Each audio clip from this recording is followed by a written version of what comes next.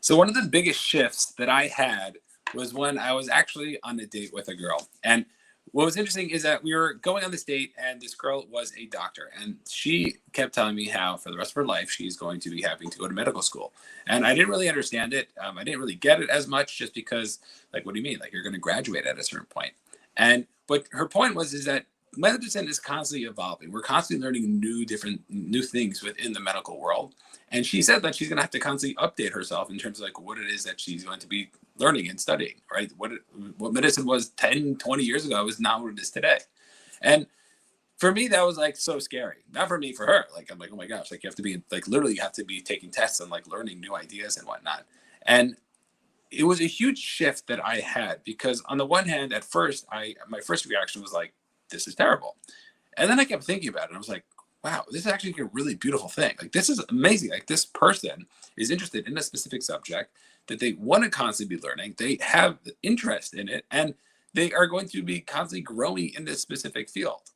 And I got a little jealous, because on the one hand, like, I'm like, what am I doing? I was like going for like managerial accounting in like New York. And I was like, okay, like I'm going to do this thing. I'm going to do this numbers thing. And then like, okay, then like I'm done. And what we have to realize is that learning is a lifelong journey. There's no time where we say like we're done. And what's interesting is that if we can start to have that perspective, I think a lot of things could shift. And I think with me personally, when I was younger, I kept thinking about how, I'm going to make at a certain point, and then like then I'm done. Like I'm gonna, make so much money, and then I'm going to be able to retire and do like then what I want to be doing. And the older I get, and the more I see people who are successful, and the people who plan on doing that life. And then I think there's usually three types of people. There are the people who never reach that. They never reach the success or the financial freedom that they want. And they're constantly striving till the day that they die. And they're always like, oh, I almost missed it. On the other hand, you have the people who hit the financial freedom and then live that type of lifestyle where they do what it is that they want to be doing. And then you have like the third group, which is probably the most, not as common, because I think the first group is the most common, but you have the third group of people who reach that financial freedom, are expecting some big aha moment, and then all of a sudden they just get like depressed, and they just realize, okay, I have to do more in my life. I have to do something different. And what's interesting is that we all know that we want to constantly be working on ourselves. We want to constantly be growing. Yes, we want to be able to be doing the things when we want, when we want, how we want. We want to be able to buy whatever it is that we want. But on the other hand, we also have to understand that there's this specific area of our life that we need to be focusing on. And we need to understand that, hey, there are certain things in my life that I can't control, and certain things that I can't control. And if my perspective is one of those things that I could start to control, then all of a sudden things start to shift very differently. Instead of me thinking that, okay, at a certain point I'm going to be done, all of a sudden it's like, no, I'm just getting to the next level. And I was recently speaking to somebody, and we were talking about how, our self-esteem. One of the questions I love asking people is when it's not just random people on the street, but somebody, a client of mine, and we're speaking about confidence and self-esteem and self-worth. I asked them to rate themselves on a scale of 1 to 100, like where their self-esteem is. What's interesting is that most people are pretty honest, I think, and give me like an answer in the 60s, maybe 70s. Once I got somebody say they were 92, and I was like, whoa, dude, I am jealous. Was he also, I don't know if he actually knew what he meant. I don't know if he had such low self-esteem that he was saying he was a 92, which could be the case. But at the end of the day, he's somebody who said that he was a 92. And let's take for granted, let's say he was a 92. And what I was trying to tell him is like, that's amazing. Like, what can we do to get it to 94, to 95? And even if we get to 100, there's going to be the next level up that we're going to have to be working on to get to. And we think that there's like once we reach level 100, like the game's over, but it's like, no, then like you're just stepping up your game. Just like when you play a video game, if you ever played video games as you're younger, so the earlier you are in the game, so the easier the board is, the easier the levels are. The specific skill set that you have is only going to get you so far, but as you grow, you're constantly working on yourself, you're constantly getting more skill, and you're constantly leveling up the competition. And by doing that, then you're able to start to get better. If you're always playing against like the easy people, then like you're not going to get better. Like one of the things that I love, my kid has some neighbors that he plays with, and the neighbors are a little older than he is. And I love it because I'm like, he's going to always be competing against, more physical, more athletic kids who are only going to make him a better athlete. And for me, that's something that's really cool, because as a firstborn, as my son being a firstborn, one of the things that I see happen a lot of times is that they usually cap themselves based on who they're competing with. And because of that, they don't necessarily stick out. It's why usually the second or third child is probably more competitive or more, maybe even better at sports, it's, at least in the guys' world, is because they have more competition. They're constantly looking to fight. They're constantly looking to get better because the competition is always higher. And what we have to realize for ourselves too is that whatever level we are on, it's only going to be getting more. It's only going to be getting it to the next level. And what we need to try to figure out is how is it that we can start to really step into it? How is it that we can take this specific area of our life and say, hey, you know what? What is it that I can do? How is it that I can really make this thing happen? And I think it's such an incredible point, because if you have the mindset of where I want to do X, Y, and Z, and then I'm done, like that's the shift, that perspective, which I was at, but so I could talk about this. Like that perspective is going to be the thing that's going to shut you down, because there's never going to be a time in your life that you're going to be like, okay, I could just fold in the chips, I'm done. We are constantly playing. You might have moments in your life, you might have a few days or weeks of your life that you made it, quote unquote, but then that emotion, that feeling is going to come. And we need to ask ourselves and try to figure out for ourselves, what is it that we can do? What is this lifestyle that we want to be living? And if we have the constant lifestyle of, I'm going to be a lifelong learner, that is going to be something that there's no end to it. We have to expect the fact that, you know what, even at the end, I'm going to be like, there are things that I'm going to want to accomplish that I will not accomplish. And I think a lot of people are in denial about that, but I think that's a beautiful thing. And yeah, we can focus on all the things we didn't accomplish, or we focus in on all the things that we have accomplished. But I think as somebody who is even, older than I have, my wife's grandmother, thank God she's 97 years old, doing well. And, you just look at somebody like that, who's like, what is she doing? Like, what's her secret? And one of the things that I think has really been helpful to her is that she's constantly interested in new things. She's constantly thinking about new ideas. She's constantly learning new skills and new techniques, and she's learning, playing with her great grandkids, these new games that she's never played before. She's learning, how to use technology. And I think that's something that is so powerful, because if we can start to say, hey, there's not a time where like I'm done, because I think they said that when somebody officially retires, so they usually die within the next 5 years. And that's like a scary thing, because what happens is that we end up retiring, and then we just don't have anything left. We like lose that energy. We lose that drive. And as we get older, I'm sure it's only going to get harder and harder and harder. And that's why, as we're younger, that's the thing we have to build up. And if we can start to understand that, then that's going to be something that's going to be able to shift everything.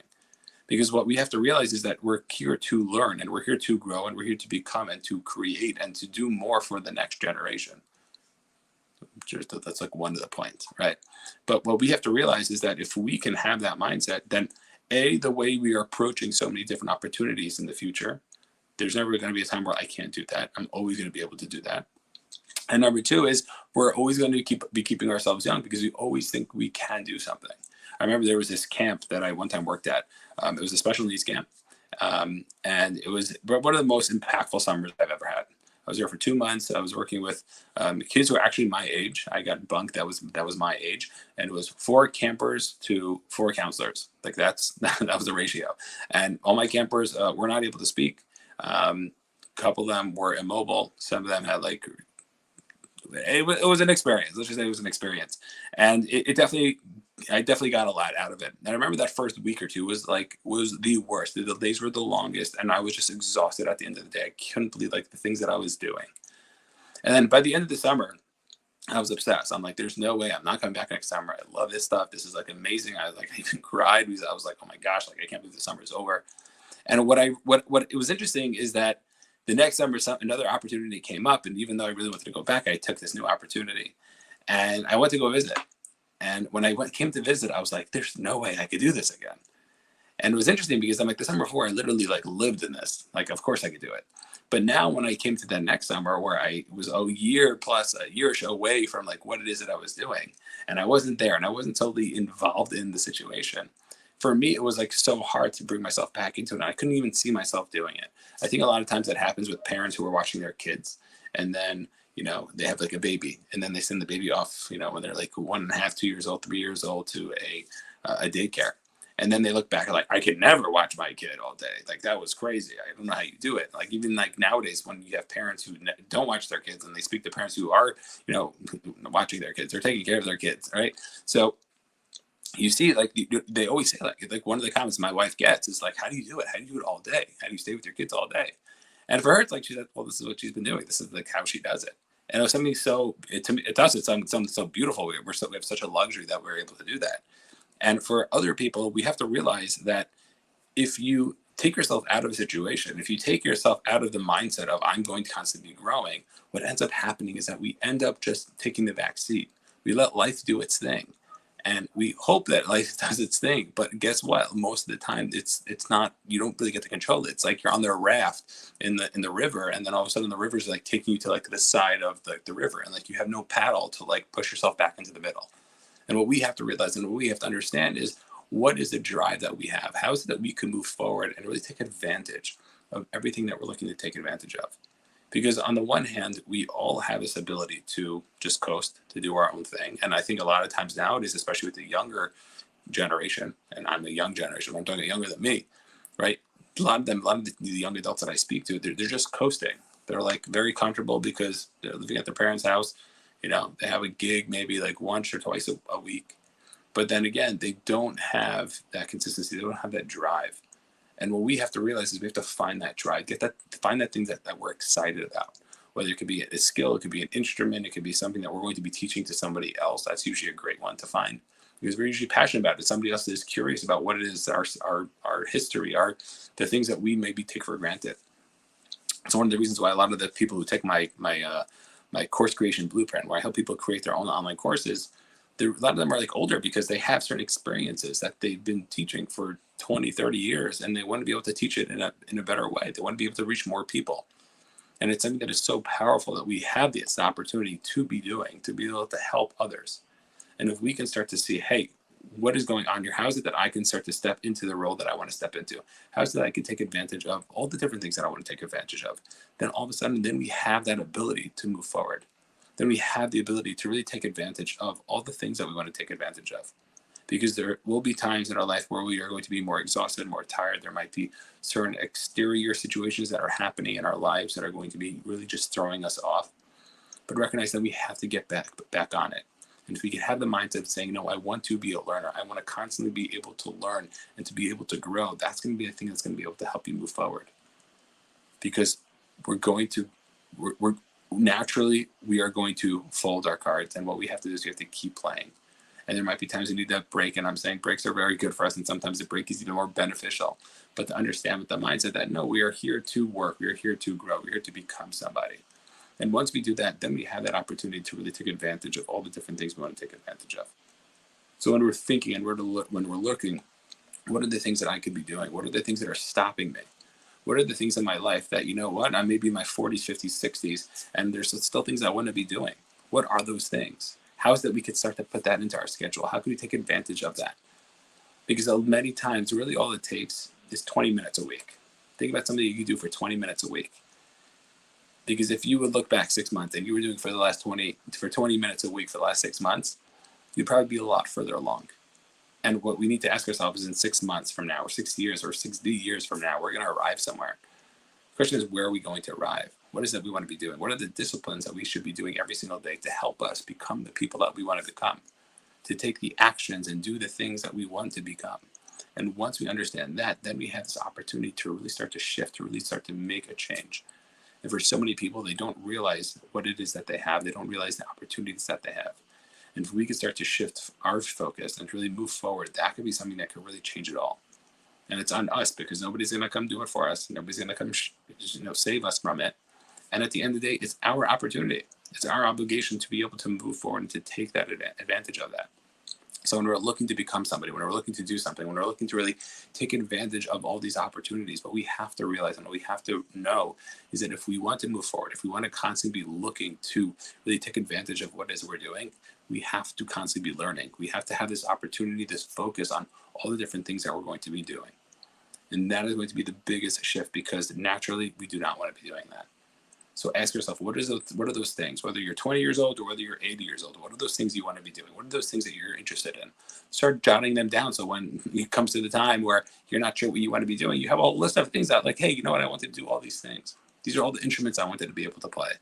Doesn't mean you have to be the next Beethoven, but okay, but this is something I want to be doing. This is a skill that I would think I would really enjoy. It's not going to be easy, but I'll commit to 20 minutes a day. And by focusing on that, by doing that, that can be the thing that can really help us move forward. And then what's the coolest part is that we look back, we start to recognize, we start to see all the things that are different, all the things in our lives that, you know what, I'm so grateful I did that. I'm so grateful I took advantage of that. Because when we start to take advantage of all these different things, that's when things get really, really exciting. Be a lifelong learner. Be somebody who's constantly looking to strive, looking to grow. And by doing that, we're going to have long lives and long days, more importantly. Wishing you all the best. See you on the next one.